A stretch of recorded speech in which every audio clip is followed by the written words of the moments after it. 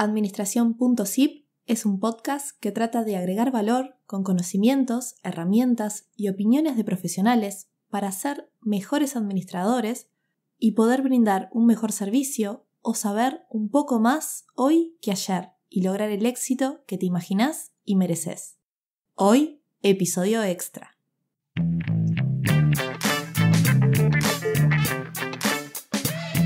Para lograr el éxito es importante ponerle foco a lo que nos apasiona y dedicamos.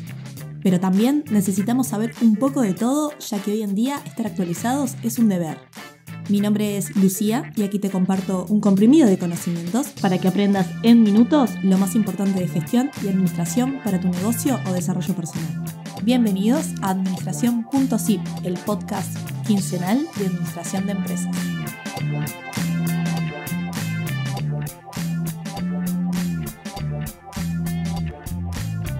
Hola y muy buenas a todos. Benvenuti a este nuevo episodio de este podcast que, como venís escuchando o si te estás uniendo ahora y es el primero que escuchás, se trata de aprender algo nuevo, de aprender cosas nuevas de administración, eso que es tan importante en la gestión.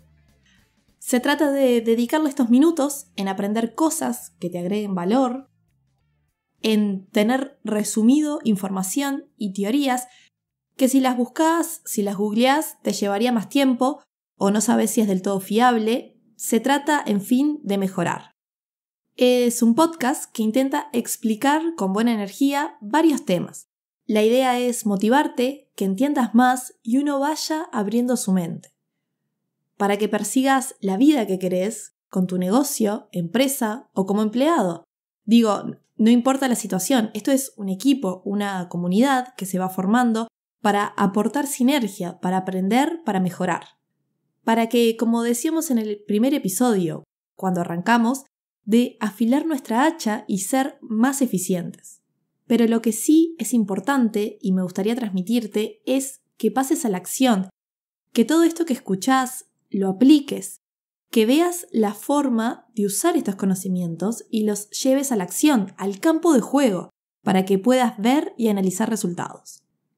Otra cosa, comentarles que estuve recibiendo algunos comentarios sobre qué días, frecuencia, etc. se publican estos episodios. Y bueno, les comento que será los primeros y tercer lunes de cada mes, ¿sí? Primeros y terceros lunes del mes, siguiendo en la línea de que es un podcast quincenal. Y bueno, comenzando con hoy, primer lunes del mes de septiembre. Ahora sí, volviendo a la temática del episodio.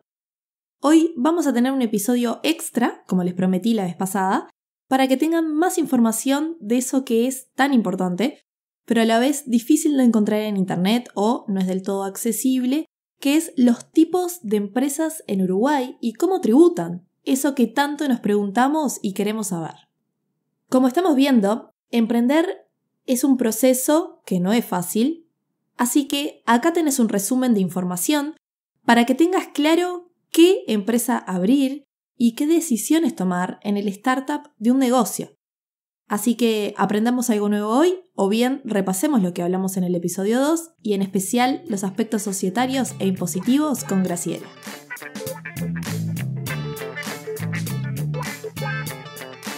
Entonces, vamos a repasar las naturalezas jurídicas que hay en Uruguay.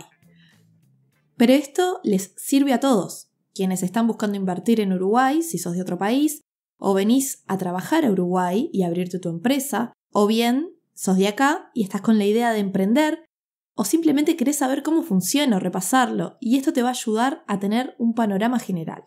¿Y qué es la naturaleza jurídica que tanto hablamos? Cuando decimos esto nos referimos a su forma jurídica, la forma jurídica de un negocio. La forma jurídica es la identidad legal que tendrá la empresa y depende de la actividad, el número de participantes en el negocio y responsabilidad legal frente a terceros, como por ejemplo los acreedores. Esto es a grandes rasgos. Por estos motivos es que elegir correctamente la forma jurídica es tan importante, porque se tiene que adaptar a tu emprendimiento y como consecuencia de la forma que elijas es que vas a ser responsable. entender bien lo que vimos y lo que vendrá a continuación es conocer las reglas de juego. Y por eso se le dice formas jurídicas, porque va a tener consecuencias jurídicas. A modo de información, unas cifras interesantes es que aquí más de un 60% de las empresas son unipersonales o microempresas. Le siguen las SRL con más de un 12% y luego sociedades de hecho y las SA. En la DGI, que es la Dirección General Impositiva, en asistencia al contribuyente se puede obtener atención personalizada de los requisitos y pasos a seguir para abrir una empresa. Para quienes no sepan, DGI y BPS es el organismo que regula, controla y administra los tributos nacionales. Además tenemos el Ministerio de Trabajo y Seguridad Social, que también regula y controla, pero las relaciones laborales entre empresarios y empleados. Los tipos de empresas de uso más frecuente en Uruguay repasamos que son las unipersonales, las sociedades de hecho, las sociedades de responsabilidad limitada, llamadas SRL, y las sociedades anónimas SA. Recuerden que unipersonales las forma un solo individuo y las sociedades es cuando hay dos o más personas, físicas o jurídicas. En las sociedades estas personas se obligan a realizar aportes para aplicarlos al ejercicio de una actividad comercial y van a participar en las ganancias cuando las haya o soportar las pérdidas. Las sociedades tienen su patrimonio propio y son sujetos de derecho, que esto quiere decir que pueden contraer derechos y obligaciones. Y ahora revisamos estos tipos de empresas más utilizados con los aportes de Graciela. Una unipersonal o una sociedad de hecho son sociedades que son ilimitadamente responsables. Quiere decir que cada uno de ellos responde con todos sus bienes frente a las probables o posibles dificultades que pueda tener la empresa en un futuro, que esperamos que no las tenga, pero el cliente tiene que tener claro eso. La unipersonal, como todos sabrán, no hay más que ir a los organismos oficiales e inscribirse.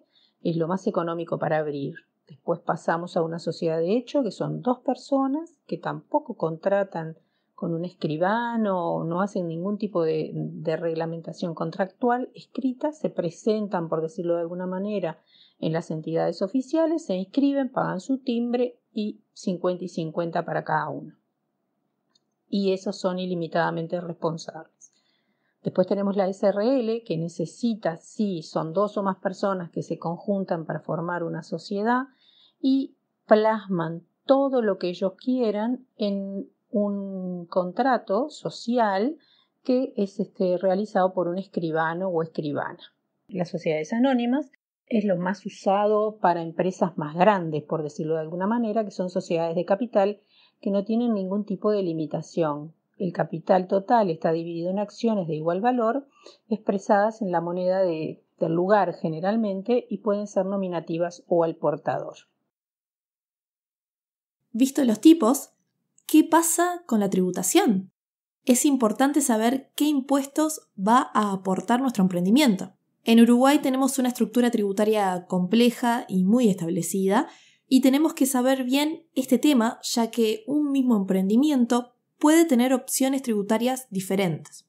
Aparte, en nuestro sistema rige el principio de la fuente, que significa que generalmente están grabadas las rentas que son generadas en Uruguay. Las formas de tributar son estas tres: monotributo, pequeña empresa y régimen general. Y ahora Graciela te explica estos principales regímenes de tributación. La parte tributaria podemos tener dos, formatos muy económicos y si no, después tenemos los formatos más de grandes empresas medianas y empresas grandes. Resumo un poquito. Hará un poquito tiempo se crea lo que se llama el monotributo. El monotributo es una forma de aportar para estar regularizado que se crea sobre todo para la parte artesanal, para que las personas que hacen trabajos de pequeña envergadura en su casa, modistas, estén regularizados. Entonces, por una pequeña cuota mensual, están regularizados en BPS y están regularizados en DGI. No presentan ningún tipo de declaración, o sea que el costo del contador, por decirlo de alguna manera, es prácticamente nulo, no lo necesitan. Ellos van a recibir su recibo en su casa o en su empresa y lo van a pagar como UTE, OCE o Antel. O sea que es lo más económico que hay, pero tiene la limitación de que las ventas no pueden ser superiores al 60% del monto no imponible del impuesto al patrimonio.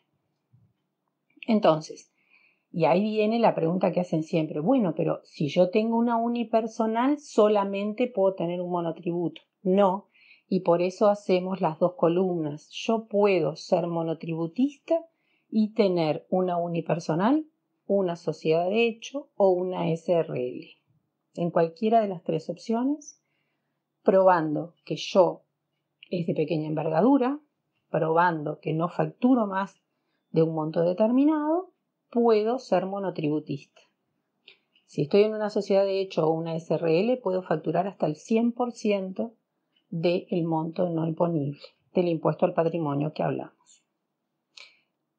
Tiene 1000 connotaciones que también podemos seguir hablando, tales como que si yo soy monotributista no puedo tener otro tipo de empresa, mi local, las dimensiones del local, o sea, daría para mucho más rato, pero a rasgos generales esa es una condición o una parte tributaria que podríamos tener en cuenta. Después paso a la pequeña empresa.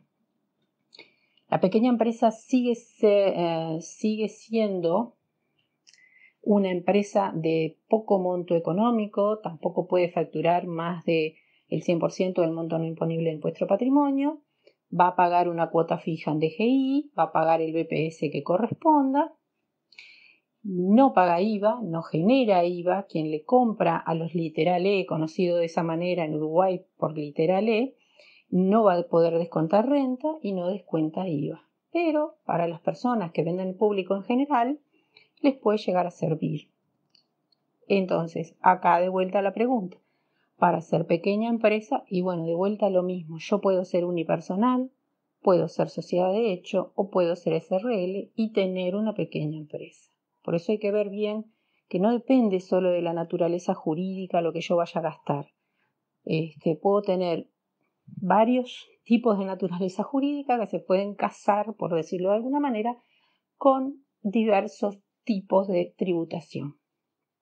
Supongamos que ahora quiero, este cliente mío va a vender, ya vemos que va a vender más, vemos que su giro es una cosa importante o que quiere importar. Entonces ya estamos frente a lo que en Uruguay se denominan las medianas empresas, que es lo que más se da.